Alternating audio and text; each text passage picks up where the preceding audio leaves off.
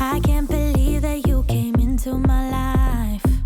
You made me feel again. Now it's my turn. Hello and welcome to Decoding Your Canine, Discover the Secrets of Having the Perfect Dog, the masterclass series covering health, wellbeing, training and behavior. Thank you so much for joining me, and I wanted to do this quick video to run through the speakers and what they're going to be talking about. And I bet you're wondering who was my favorite interview. Well, I'm going to tell you that I loved them all.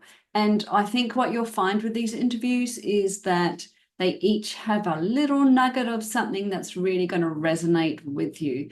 And sometimes they might be talking about the same topic, but often it's a case of hearing it from somebody else saying a different thing, saying the same thing in a different way, or perhaps they've just got a different perspective on how to address that particular behavior or problem. So it is a really good conversation.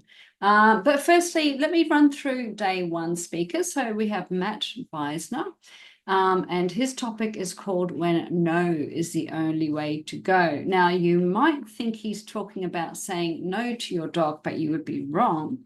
What he is actually talking about is when the dog tells us no, when the dog says, hey, I'm not comfortable with that, and how important it is for us to actually listen to what the dog is telling us. So doggy communication and us actually paying attention.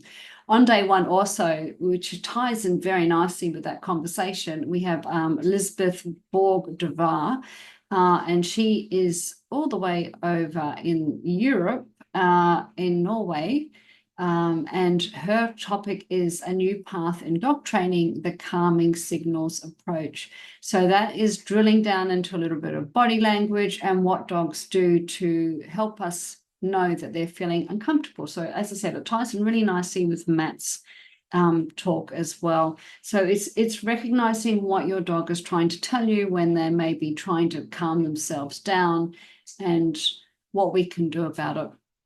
Andrew Hale will be talking about finding secure attachments with our dogs.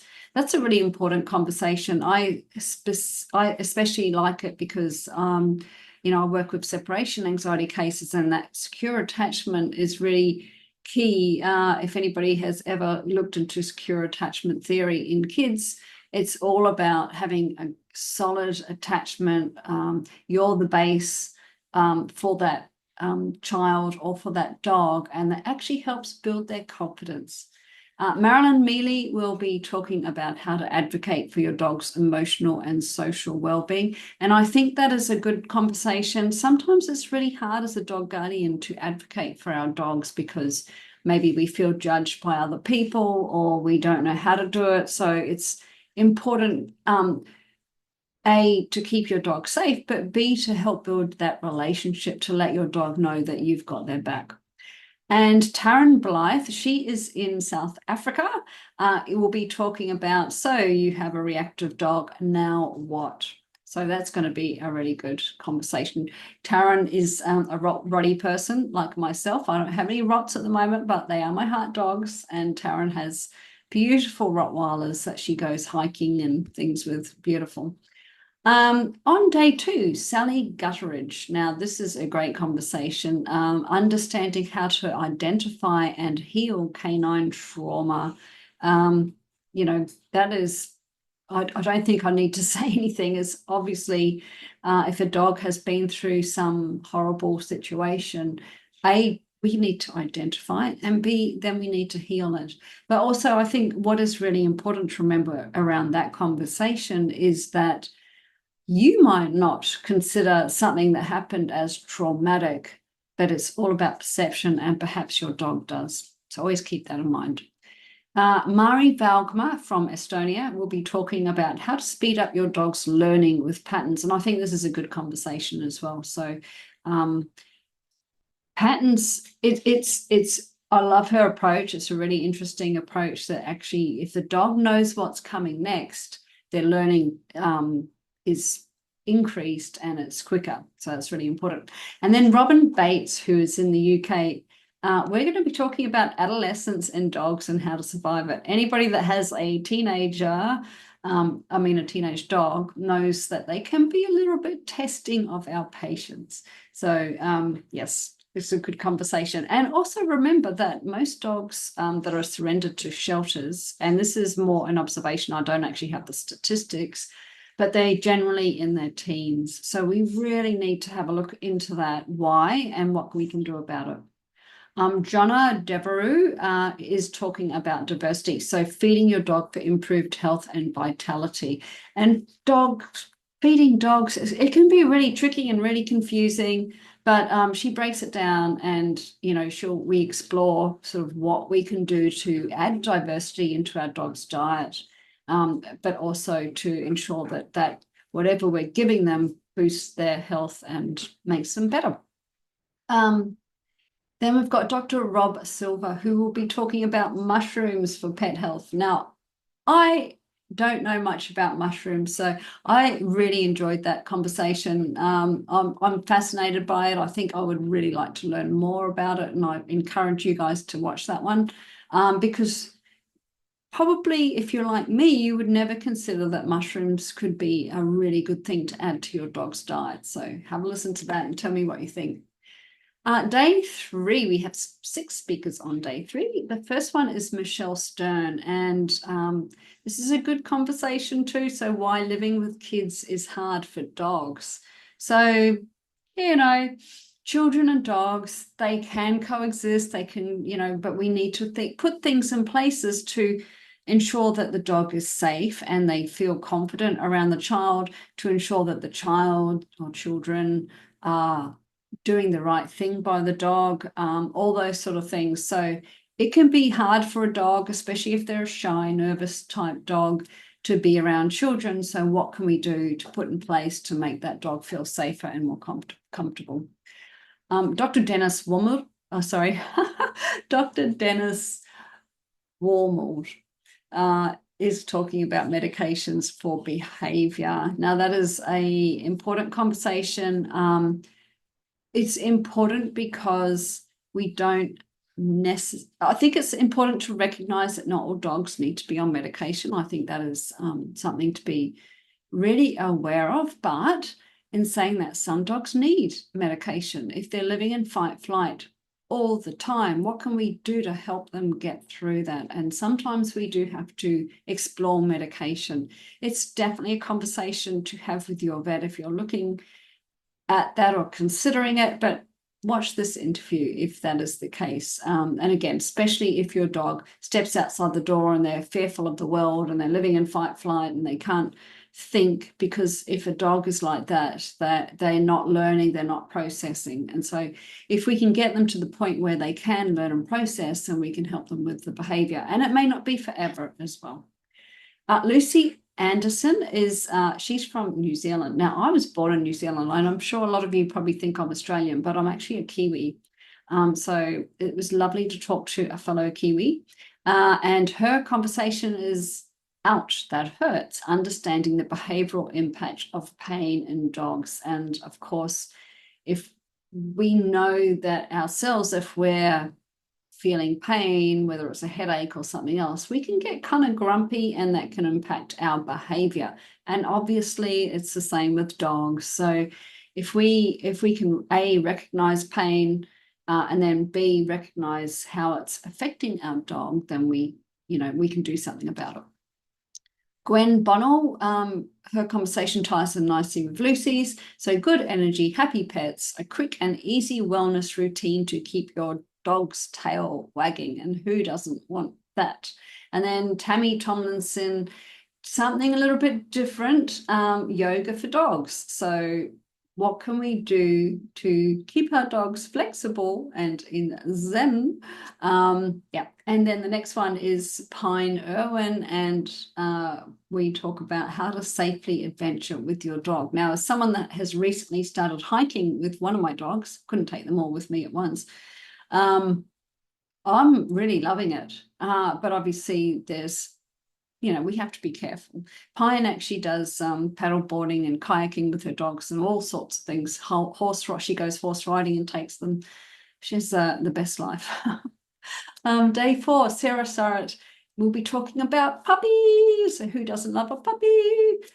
Yes, so top essentials every puppy needs. And if you've got a puppy or you're considering getting one, it's a must-watch conversation. Jenny Goldsby is talking about a deeper dialogue with dogs. And I'm not going to tell you anything about that. I'm going to let you watch that and let me know what you think, because it's it's easy for us to look at a dog and say, hey, they're just a dog and they should do what they're told. But I think Jenny's conversation, we look at the dog as a sentient being and emotional being, and how it lives its life and how our lives can impact them and all those sort of things. So Jill Hislop will talk about living with a restricted breed. So Jill is in Ireland, and she's another Rottweiler person. But yes, so different places around the world have different laws regarding dogs, and Ireland in particular has pretty strict restrictions on certain breeds. But I think it's still a good conversation no matter where you live to see, get more information on what that's like and what it might look like if it's introduced in your area. Roman Gottfried, or Gottfried, I should say, discover the hidden triggers of aggression in dogs. So that's going to be a good conversation for anybody that's got a reactive or an aggressive dog. What are the things that's driving the behavior? Why are they doing that? And if we know what the triggers are, it's always, for me, training the reason behind the reaction. So if we know what the reason is, if we can identify it, then we've got a better chance of resolving it. Sometimes we don't know what the reason is, especially if it's a rescue coming in or what have you. But the more we know, the more information we have, the easier it is for us to tackle the issue. Dr. Edward Bassingthwaite is going to be talking about healthy pressure and why it's important. And it may not be what you think, so have a listen to that one and tell me what you think. Day 5, that's the last day, and that is with Lara Joseph. She kicks off the day and we talk about the pitfalls of force, essential insights from exotic animal training for every dog owner. I loved talking to Lara, I've got to say, because she's not a dog trainer. She's quite open about saying that, but she's working with, animals that you can't train a certain way. You have to use certain methods to help them train. I mean, you can't force, for example, one of the examples we talk about, she's talking about drawing blood from a giraffe. Now, you have to use cooperative care. There has to be a way for the creature, whether it's a lion or a cheetah or a rhino, to cooperate with you, so that basic maintenance, nails, blood draws, whatever it is that animal has to have. And all those methods can be applied to dogs. And it was just a really, really interesting conversation. Melanie Canatella will be talking about keeping positive reinforcement positive. Interesting conversation, in the sense that maybe some of the positive reinforcement that we do isn't as positive as what we think. And so she delves into that. Angelica Steinka is talking about emotional learning and dog reactivity. So dog reactivity is always a very, very popular conversation, as in lots of people have dogs that are reactive, and so we talk about, the emotions behind that, and also how they learn and why it's important to look at the emotions to help with their learning. Dr. Janet Rourke, the essential oil vet, will be talking about essential oils for dogs. And I think, for me, I like to take a holistic approach, and I think every little bit helps. So there's no magic pills. There's no, even with the medications for dogs, there has to be some training behind it, or, whatever.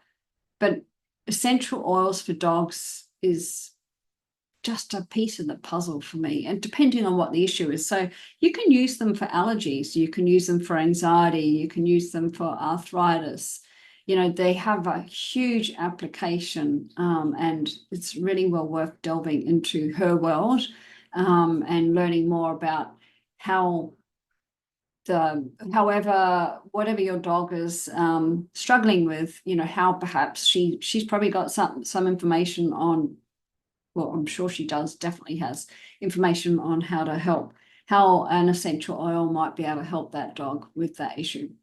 And then lastly, it's me, Ness Jones. I will be talking about the alone method, and separation anxiety in dogs. Yeah, but that is it. There's 26 speakers, and all amazing information, really, really well worth it. It's a great lineup, I think. And look, really, I do these summits because I want people to have access to this information and these speakers that they may not normally have access to. So please, if you've got any questions, email me at hello@nessjones.com.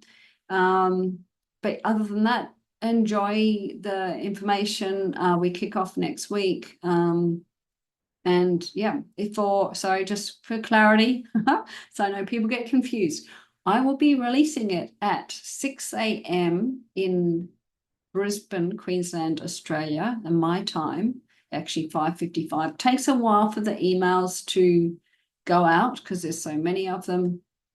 So it won't be exactly on time, give it a couple of minutes.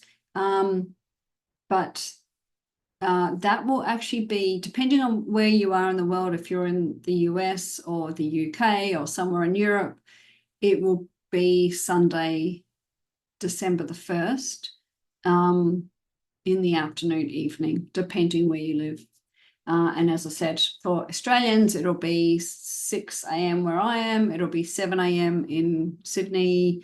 Yeah, so don't fret. If you don't get your emails, email me at Hello Ness Jones. Check your promotions folder, check your spam folder, your junk folder. Make sure you whitelist my email. Now, I can't tell you how to do that. It's specific to your email service provider. So just jump onto Google or what have you, and how do I safe list an email in Gmail, or how do I safe whitelist an email in Yahoo, or whatever it is. So, because if you don't do that, it's possible that the emails will get flagged as spam and you may not get them. So, alrighty, that's me. Please enjoy. And as I said, kickoff is in 1 week. I know it's hard for you to give it a try, but you are